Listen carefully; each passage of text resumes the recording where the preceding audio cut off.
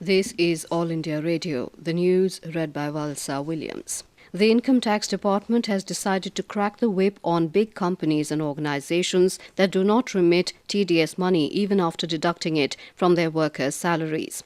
The Central Board of Direct Taxes (CBDT), the controlling and administrative authority of the department, has asked all IT ranges to identify such cases where revenue implication is large and initiate prosecution in competent courts. Action will be taken under the IT Act, which deals with failure to pay tax to the credit of the central government IT department. A senior department official said the punishment under the said provision carries a rigorous imprisonment varying from 3 months to 7 years of jail along with a fine. Mahashivratri, the day for worshipping Lord Shiva, is being celebrated today across the country and abroad. In Uttar Pradesh, all arrangements for the 6th and last bathing festival of the Kumbh Mela at Allahabad on Mahashivratri are in place.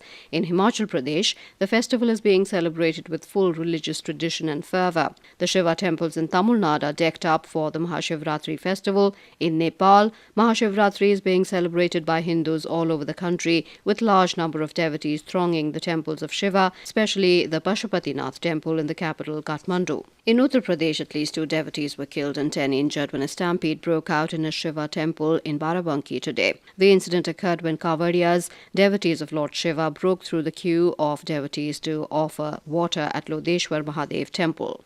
President Pranab Mukherjee will be the chief guest at the Mauritius National Day celebrations on Tuesday. He will leave for Mauritius tomorrow. Secretary West in the Ministry of External Affairs, Sudhir Vyas, said in New Delhi, India and Mauritius will also sign several bilateral pacts in social sectors, including health and tourism, during Mr. Mukherjee's 3-day visit to the Indian Ocean island nation. Both the countries enjoy close historical and ancestral relations, and India has termed the ties as unique, special and extraordinary. During his visit, the President will have meetings with Mauritius President Rajkeshwar Paryag, Prime Minister Naveen C. Ramgoolam, Speaker of the National Assembly Abdul Razak Piru, Chief Justice Y.K.J. Young Sik Yuen, and Leader of Opposition Paul Berencha. Myanmar's opposition National League for Democracy has re-elected Aung San Suu Kyi as its leader at the end of its first ever Congress. She had earlier appealed for unity while addressing party delegates in Yangon.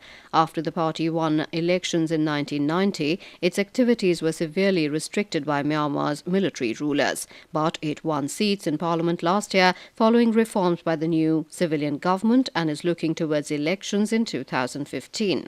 Vatican workers hoisted a chimney onto the roof of the Sistine Chapel in readiness for the conclave of Roman Catholic cardinals that will elect a successor to Pope Benedict. The conclave begins on Tuesday, with sequestered cardinals using the chimney to tell the outside world whether or not they have chosen a new leader, black smoke signifying no decision, and white smoke announcing a new pontiff. In Pakistan, the death toll in yesterday's explosion inside the Jama Masjid in Bakir Shah locality in Peshawar has gone up to 5. According to hospital sources, 1 more injured succumbed to wounds in the hospital. 14 out of 28 injured are being treated at the hospital, while others have been discharged. The sources said the explosion took place as worshippers were in the midst of offering afternoon prayers. Star Indian shuttler Saina Nehwal has suffered a straight-game defeat to Intanon Ratchanok of Thailand in the semi-finals of the women's singles in the All England Championships.